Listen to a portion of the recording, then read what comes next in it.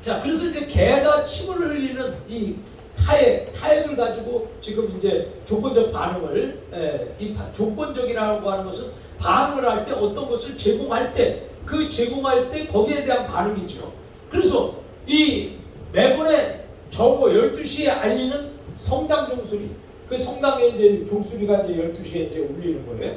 자, 12시에 성당 종소리가 울린 다음에, 종소리가 울린 다음에 먹이를 주니까, 이제 먹이를 주니까 이게 학습이 되는 거예요. 그러니까 개가 갑자기 종소리만 듣고도 이제 먹을 것을 생각하니까 침을 흘린다는 거예요.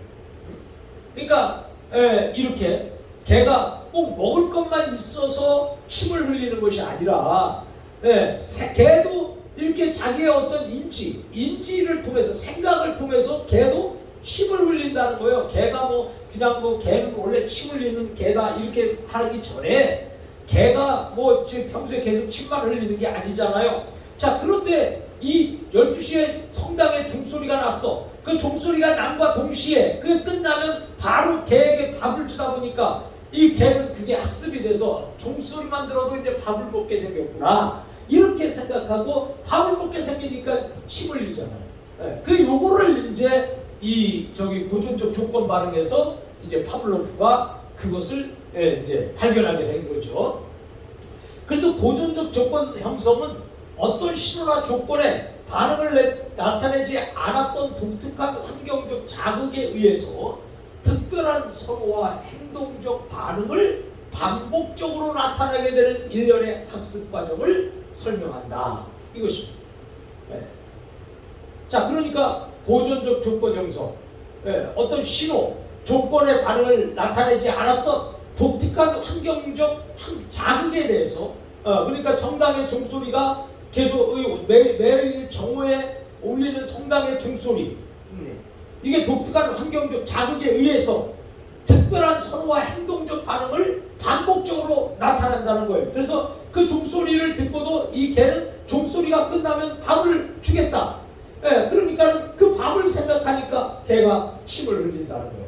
그래서 반복적으로 나타나게 되는 일련의 학습 과정을 설명했다, 이것입니다. 자, 그 다음에 고전적 조건 형성에서 중요한 개념이 있어요. 자, 중요한 개념을 보면 우리가 자극 일반화라는 게 있고, 자극 변별이 있고, 소고가 있고, 2차적 조건 형성이 있고, 고차적 조건 형성이 있다는 거예요. 자, 그러면 우리가 이제 자극 일반화를 보자면 조건 자극과 이와 유사한 여러 가지 자극에 대해서 반응하는 현상이다. 그러니까 어떤 이 환경에 대해서 어떤 조건을 주는 거죠. 종소리를 낸다든지, 아니면 아이의 소리를 내준다든지, 새 소리를 낸다든지, 이런 것들이 다 조건이죠. 자, 그래서 그 조건 자극과 이와 유사한 여러 가지 자극에 대해서 인간은 반응을 한다는 거죠. 그래서 그 자극에 대해서 계속해서 이게 학습이 되면 그냥 거기에 대해서 자동적으로 인간은 반응을 하게 돼요. 자, 그럼 이것이 뭐냐? 예를 들어서 어떤 사람이 놀랬어. 자라를 보고 놀랬다 이거예요. 자라를 보고 놀랬는데 소뚜껑을 보는 순간에 갑자기 또 놀라는 거예요. 왜? 자라를 생각하니까. 자라 때문에 놀란 게 이게 트라우마가 생기다 보니까 갑자기 어느 날 소뚜껑만 보고 자라 생각이 나고 놀래는 이런 것이다 이거죠. 자, 그래서 이런 것들이 이제 자극 일반화다 이런 거예요. 그 다음에 자극 변별이 있어. 자극 일반화와 달리 조건 자극과 현저하게 다른 자극에는 조건 반응을 나타내지 않는 현상이다. 자, 그러니까 이게 자극 일반화와 달리 이 똑같은 어떤 이 자극이 아니고 조건 자극과 현저하게 다른 자극이 있을 거 아니에요. 예를 들어서 어떤 것이 성당의 종소리가 조건적으로 계속 똑같이 매일같이 울리니까 거기에 대해서 이 개가 종소리가 끝나면 밥 먹을 걸 생각하니까 거기에 대해서 자기 어떤 변화, 반응을 했어요.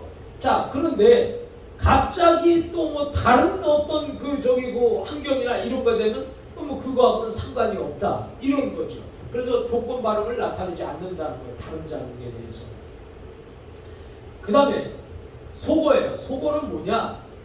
소고는 조건 반응이 형성된 후에 일정 기간 계속해서 무조건 자극과 조건 자극의 연합이 없이 조건 자극만 반복해서 제시되면 효력을 잃고 약해져 원하는 반응이 일어나지 않는 현상이다.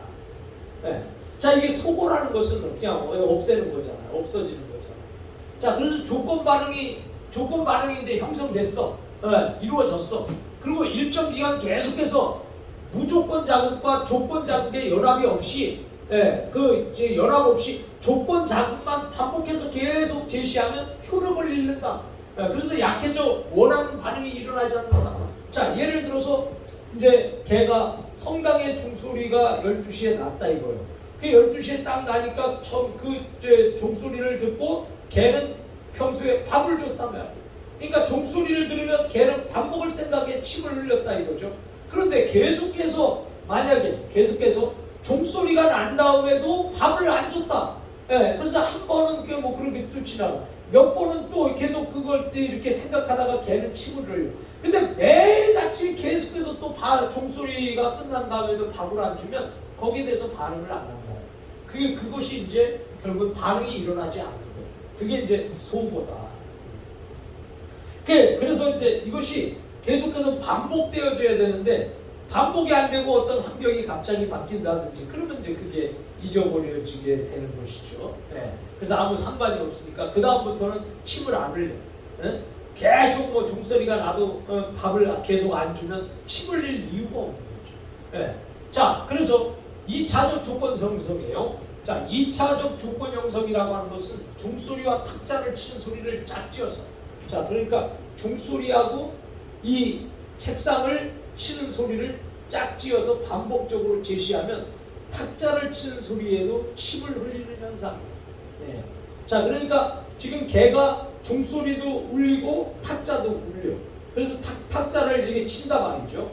자, 그런데 그리고 이제 밥을 계속 준 거예요. 끝나자마자. 그러면 개는 둘 중에 한 개만 이렇게 움직여도 거기에 반응을 한다는 거예요. 침을 흘린다는 거예요. 요게 이제 2차적 조건 형성이라는 거예요. 자, 그래서 우리는 이렇게 2차적 조건 형성, 요걸 우리가 참고하시면 되겠고, 그 다음에 고차적 조건 형성이다. 자, 고차적 조건 형성이라는 것은 뭐냐? 새로운 자극들에 대해서 반복적으로 노출하면 침을 흘리는 반응이 자연스럽게 학습이 되는 과정이다.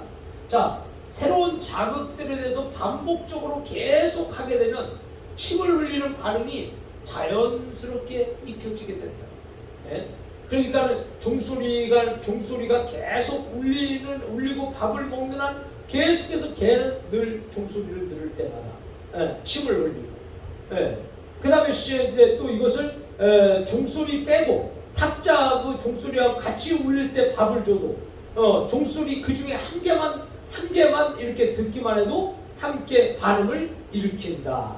이게 이제 2차적 조건 형성이에요. 고차적 조건 형성은 새로운 자극들에 대해서 반복적으로 노출하면 침을 흘리는 반응이 자연스럽게 이제 학습이 된다는 얘기입니다. 자, 그래서 이제 고전적 조건 형성에서 자, 그림 3-1 조건 형성 실험을 자, 이렇게 이제 하는 모습을 여러분이 그림으로 봅니다. 자, 그래서 이제 보면은 자, 컨디셔닝이요. 컨디셔닝 전이에요.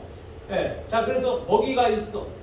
먹이가 있으니까 개가 여기 조건화되지 않은 자극이야. 이거는 먹이는 조건화되지 않은 자극이고 이 자극인데, 자, 침을 흘려. 조건화되지 않은 반응이야. 침을 흘리는 거 이거.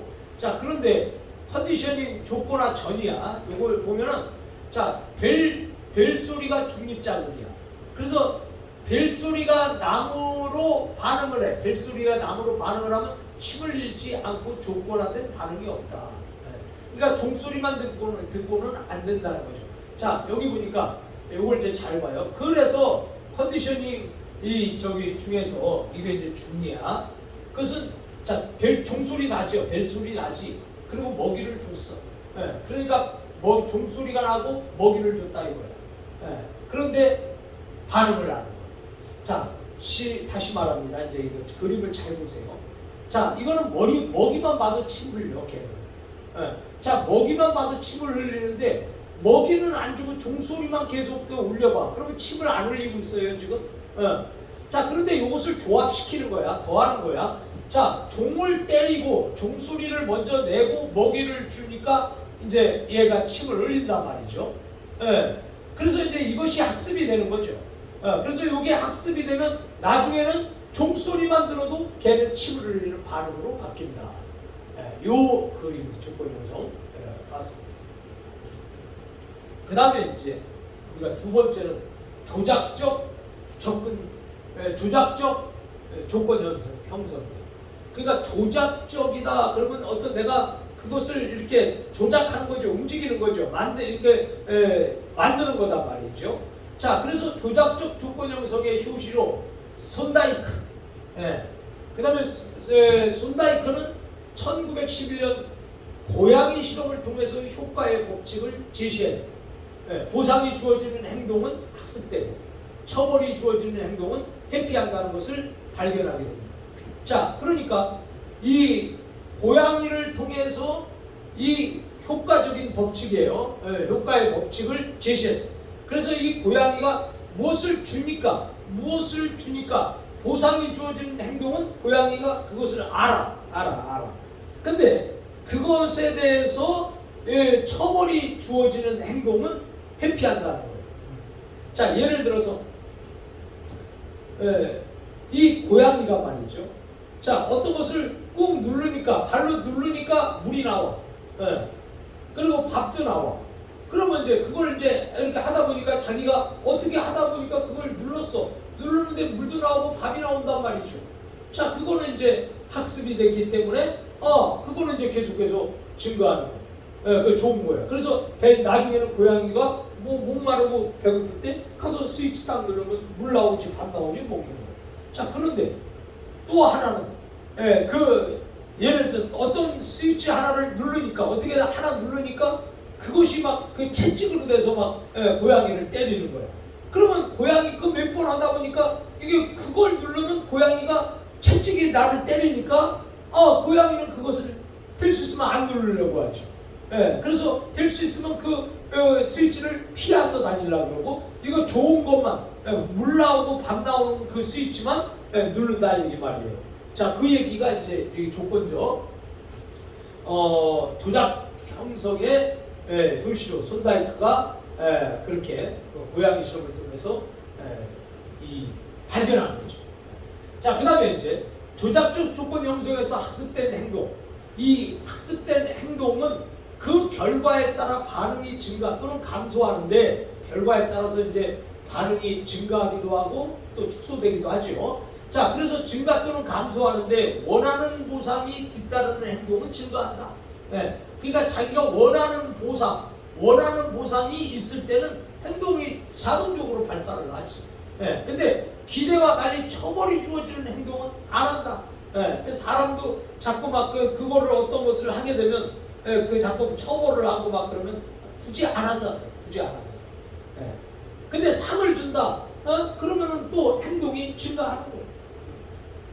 자, 그 다음에 이렇게 여러 가지의 다양한 동물 실험을 통해서 선호와 회피, 그러니까 좋아하고 싫어하는 거.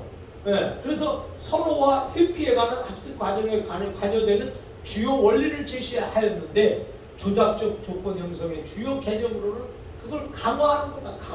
강화 아시죠? 더 단단하게 하는 거예요. 강하게 만드는 작업이야. 그래서 그걸 갖다가 우리가 강화라고 해요. 그 다음에 처벌. 어떤 것에 대해서 잘못한 것이 있으면 그것을 처벌하는 거죠. 그 다음에 소고, 없애는 거고, 그 다음에 어떤 행동을 만드는 것이고, 그 다음에 강화 계획을 들 수 있다. 자, 이렇게 해서 조작적 조건 형성의 주요 개념이 강화, 처벌, 소고, 행동, 조성법, 강화 계획 이런 것들이 있다. 이렇게 여러분들이 아시면 되겠습니다. 자, 그러면 우리는 조작적 조건 형성에서 강화가 뭐냐? 강화. 이 강화라고 하는 것은 특정한 반응이 반복해서 일어날 확률을 증가시키는 거죠. 그래서 정적 강화가 있고 분적 강화가 있다. 예, 그래서 정적 강화라는 것은 뭐냐? 자극에 대해서 어떤 행동이 일어난 직후에 학습을 목적으로 그가 좋아하는 것을 주어서 바람직하게 나타나는 행동의 빈도가 높아지도록 하는 방법이다. 예, 그래서 이것은 다시 말해서 이 자극에 대해서 행동이 일어난 직후에 학습을 목적으로, 변화를 목적으로, 또 좋아지도록 하기 위해서, 그 나타나는 행동의 그 빈도, 자주 똑같은 행동을 많이 하도록 하는 방법이다. 이게 정적인 강화예요. 자, 부적인 강화는 어떤 행동을 하면 고통을 회피할 수 있도록 강화시켜주는 방식입니다. 자, 그래서 어떤 행동을 할 때 고통을 회피할 수 있도록 강화해주는 방식. 이게 이제 부적 강화다. 이렇게 볼 수 있습니다. 자, 처벌이에요. 처벌. 이번에는 처벌은 어떤 행동을 제거하거나 빈도를 감소시킬 목적으로 하는 거예요. 그래서 정적 처벌이 있고 부적 처벌이 있어요. 자, 정적 처벌이라고 하는 것은 행동이 혐오, 자극이 뒤따를 때 반응의 빈도가 감소합니다.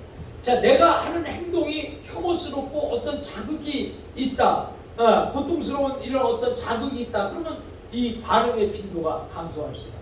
자, 부적 처벌이라고 하는 것은 뭐냐? 어떤 행동 뒤에 따르는 그 행동 뒤에서 따르는 기대한 긍정 자극을 제거함으로써 행동 반응의 빈도가 감소하게 하는 것이다. 자, 부적 처벌이란 뭐냐면 어떤 행동을 해요.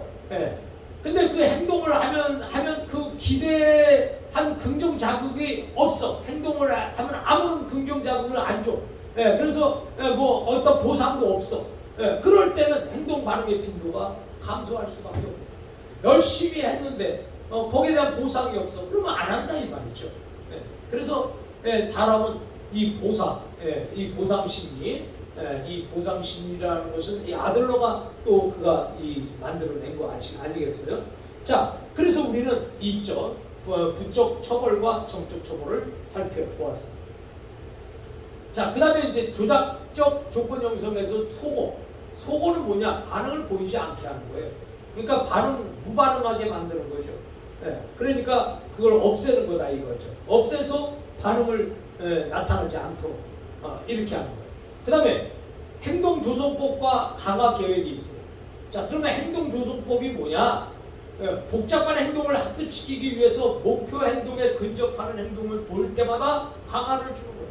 자, 그러니까 어떤 목표 행동에 접근하는 행동을 보일 때마다 계속해서 그 행동을 강하게 만들어주는 거죠. 자, 이렇게 해서 결국은 그 목표 행동에 그 목표에 도달하도록 이렇게 만드는 거죠. 학습을 통해서 목표를 이루기 위한 그 행동에 접근하는 행동을 보일 때, 자, 그러니까 어떤 목표를 이루려고 하는 그 행동이 나타났어. 예를 들어 성공하려고 하는 행동이 뭐예요? 공부를 열심히 했어. 자, 그 공부를 열심히 할 때에 칭찬을 해주고, 또 공부를 열심히 할 때 간식도 주고, 공부 열심히 할 때 위로되고 격려를 한다. 그럼 그게 거기에 대해서 이 강화가 된다 이 말이죠. 강화를 이렇게 주는 거죠. 행동 조성법이지. 그 다음에 강화 계획, 고정 간격 강화 계획이 있고요. 변동 간격 강화 계획이 있어요. 그러니까 이 말은 이 고정으로 일정한 시간마다 이렇게 강화를 하는 게 있고, 아니면 특별할 때에 어떤 강화가 필요할 때에 강화를 하는 계획이에요. 그 다음에 고정 비율 강화 계획이 있어요. 비율. 그 다음에 변동 비율 강화 계획이 있다. 자, 이렇게 해서 행동 조성법과 강화 계획을 여러분이 살펴보았습니다. 자, 이제 이 조작적 조건 형성에서 스키너의 상자예요. 자, 스키너의 이제 이 상자가 보니까, 자, 먹이 알맹이 저장료고요. 그 다음에 이제 먹이 용기가 여기 있어요. 자, 그리고 자극 광선과 지렛대가 있단 말이죠. 자, 여기에 이런 것들을 이제 이렇게 통해서, 예를 들어서 만약에 이 어떤 지렛대 이거를 누르니까 여기서 먹이가 쪼르르 나온다 이거죠. 그 먹이가 나오니까는 계속 누르게 되는 거예요. 이런 것들이 이제 조작적 조건 형성이다 이렇게 볼 수 있어요. 자, 그다음에 이제 헐의 자극이에요. 헐의 자극인데 그 자극이 반응 이론입니다. 헐의 자극 반응 이론. 그래서 헐은 이 개인의 성격, 누구든지 개인의 성격이 있잖아요. 그 개인의 성격, 특히 행동적 습관의 개인차를 설명하기 위한 자극 반응 이론을 제시했다. 그러니까 행동적 습관의 개인차. 그러니까 자기가 어떤 습관을 이루는데 그 습관이 다 똑같은 것이 아니고 거기에는 개인차가 있었다는 거예요. 개인차가. 자, 그래서 개인차를 설명하기 위한 자극 반응 이론을 제시했다. 자, 그 다음에 자극과 반응의 연합은 이렇게 내가 자극을 하니까 어떤 거기에 대한 행동 반응이 나오겠죠. 자, 이것의 연합은 습관이다. 자, 그러면 어떤 여기 자극이 주어지면 반응이 생기는 거예요. 이렇게 하면 이렇게 하는 거예요. 자, 그러니까 이런 자극과 반응의 연합은 습관이다. 성격 구조는 주로 학습된 습관이다. 그래서 성격은 주로 학습된 습관이라고 생각합니다. 그러니까 이게 성격 구조가 학습된 습관이다 이렇게 한다면, 자, 사람은 성격을 바꿀 수도 있다는 거죠. 어떤 면에서는. 자, 그래서 긍정적인 이런 희망을 또 볼 수 있어요. 그래서 자극과 반응의 연합은 습관이다. 그 다음에 성격 구조는 주로 학습된 습관이고요. 즉 자극 반응 연합으로 이루어지는 것이다. 그래서 성격은 얼마든지 우리가 또 바꾸려면 바꿀 수도 있다는 거예요. 자, 그래서 자극 반응 이론이에요. 그 다음에 이제 우리가 자극 반응 이론에서 추동은 가장 중요한 개념이고 행동을 유발하는 내면적인 자극을 뜻한다. 그래서 이 1차적 추동, 1차적 따라 움직이는 이것들 추동. 자, 이거는 태어날 때부터 지니고 있는 배고픔, 목마름, 성욕, 통증 등을 이걸 말해 1차적 추동이에요. 자, 근데 2차적 추동은 사회화 과정에서 학습되면서 학습된 대상에 대해서 어떤 공포나 불안, 이게 불안이 아니고 불안 등을 말한다. 이렇게 우리가 볼 수 있어요. 그래서 이제 예를 들어서, 자, 1차적인 거는 내가 여기 배고픈 거 느끼는 거, 목마른 거 느끼는 거, 성욕, 그 다음에 아픈 거, 자, 이런 것들은 이제 기본적인 1차적 추동이에요. 그 2차적 추동은, 자, 그런 것들을 통해서, 자, 위에 그런 것들을 통해서 학습이 되고, 학습된 것에 대해서 내가 안 좋은 추억이 있으면 그거 이제 어떤 공포로 보게 되고 또 마음도 불안해지게 되는 것이다. 자, 헐은 자극과 반응을 연결하는, 자극하면 자극이 주니까 반응 생기죠. 그래서 뭐 이걸 어렵게 생각하면 안 돼요. 그냥 자극이 이렇게 때리니까 아프다, 맞으니까 아프다. 자, 맞았어, 자극이 왔어. 그러니까 반응이 아파. 그러니까 이거에 이렇게 되는 거예요. 뭐 결코 어려운 단어가 아니에요. 자, 그래서 헐은 자극과 반응을 연결하는 내면적인 과정을 정교하게 설명하기 위해서 다양한 개념을 도입하였는데, 반응 잠재력, 그 반응 잠재력을 SER이라고 해요. 이거 S입니다. 그 다음에 여기 습관 강도 SHR. 그 다음에 여기는 추동 D. 그래서 X 얼마큼의 D. 그 다음에 자극 강도 V죠. 얼마큼의 자극 강도. 그 다음에 유인가, 얼마큼의 유인가 K. 자, 이것이 이제 공식이라는 거죠. 그래서 이제 여기 잠재력, 자극 반응의 잠재력도 여기 얼만큼 이렇게 X가 얼만큼에 대해서 추동, 그 다음에 얼만큼에 대해서 자극 강도, 또 그 다음에 얼만큼 유인 이렇게 하는가 등을 살펴볼 수 있습니다. 자, 그 다음에 딜라이드와 밀러의 정신분석학적 학습 이론이에요. 자, 그러면 이 딜라이드와 밀러의 정신분석적 학습 이론이 뭐냐? 사회학자인 달라드, 그러니까 이 달라드와 밀러죠. 그래서 이 달라드와 밀러는 헐의 학습 이론과 정신분석 이론을 통합을 한 거예요. 그래서 학습 이론, 정신분석 이론, 이것을 이제 헐의 학습 이론을 정신분석 이론과 만들어서 같이 합한 거죠.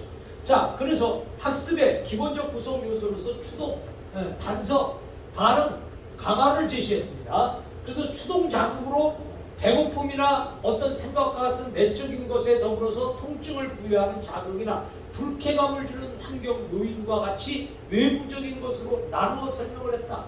자, 그러니까 결국은 이제 외부적인 것, 그 다음에 이제 여기 이렇게 그 어떤 내부적인 것, 내적인 것.